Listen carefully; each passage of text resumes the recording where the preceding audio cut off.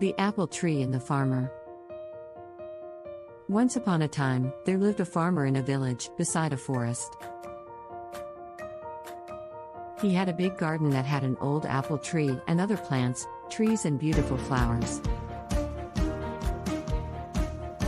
When the farmer was a little boy, he spent much of his time playing with the apple tree. Those days, the apple tree had given the choicest of apples to him.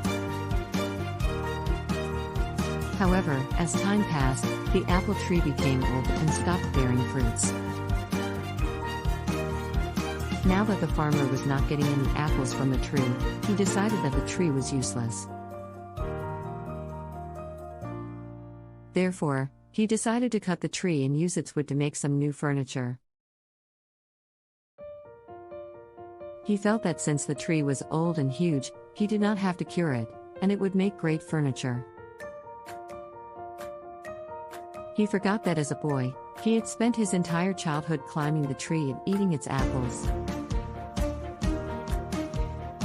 Now the apple tree was home to several little animals in the neighborhood. This included squirrels, sparrows and a huge variety of birds and insects.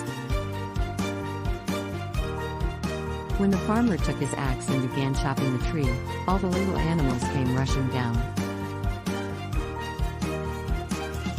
They all began to plead with the farmer. They gathered round the farmer and said, "Please don't cut the tree. We used to play with you when you were small, under this very tree. This is our home and we have no other place to go." The farmer was adamant. He raised his axe and the commotion grew. "Please don't chop and destroy my home and kids," cried the squirrel. "Please don't chop and destroy my nest," cried the little birds.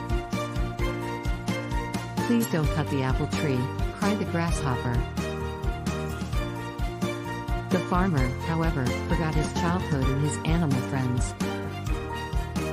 He began to chop the tree harder. All the little animals became desperate and wanted to protect the apple tree at any cost. The little animal said, "We will sing for you when you are toiling away in the fields. We will look after your little boy. He will not cry, but instead will be entertained and happy. You will like our songs and will not feel tired."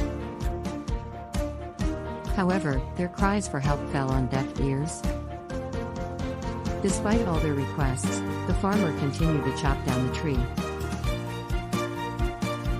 All of a sudden, he noticed something shiny.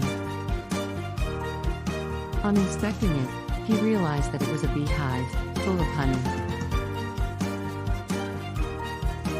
He took a little and put it in his mouth. The taste of the honey woke up the little boy in him. Suddenly, the memories of his childhood came rushing back. The honey tasted so good that he wanted more. It brought a sense of happiness to him. He smiled and exclaimed, "This tastes amazing." Realizing the change in the farmer's attitude, the little animals spoke in unison. The bee said, "I will always provide you with sweet honey." The squirrel said, "I will share any amount of nuts that you want." The birds cried, "We will sing as many songs as you want." Finally, the farmer realized his folly and put down his axe.